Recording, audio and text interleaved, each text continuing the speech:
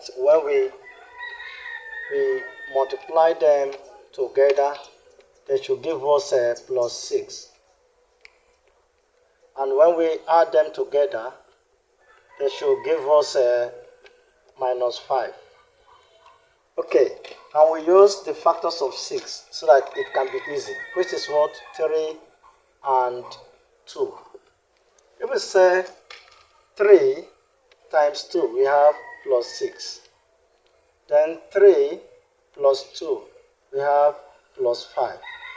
That is not the right factors to be used under this analysis. Let's look at minus 3 and minus 2. Minus 3 times minus 2 will give us plus 6. That is correct. Then minus 3 plus minus 2 will give us minus 5. This is the right factor to be used. Then we're going to use these two factors. We'll replace minus 5, which is the coefficient of x in this place. Alright, let's go. Now, x raised to the power 2 minus 3x, you bring the x, then minus 2x plus 5 equals to 0. Then at this point, you need to group them so that we can factorize them properly. Then x raised to the power 2 minus 3x, we can put them in brackets, minus 2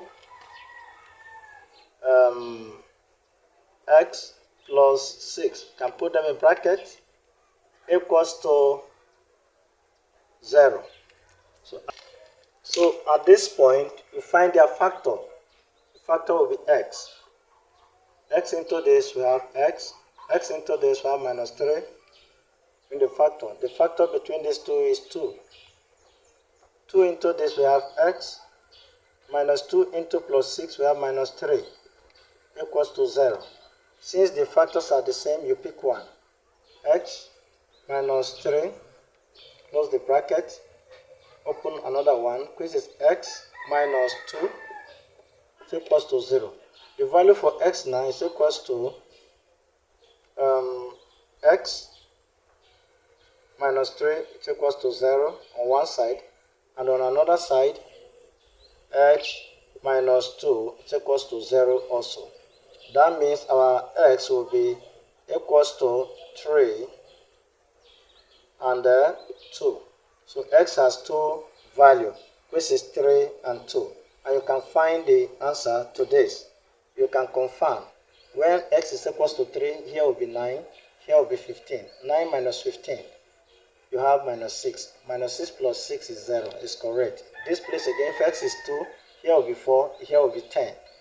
When you say 4 minus 10, you are going to have minus 6. Plus 6 is 0. Please, if you like this video, I want you to encourage me by subscribe to my channel so that when I post similar video, you'll be able to have access to them. Thank you very much.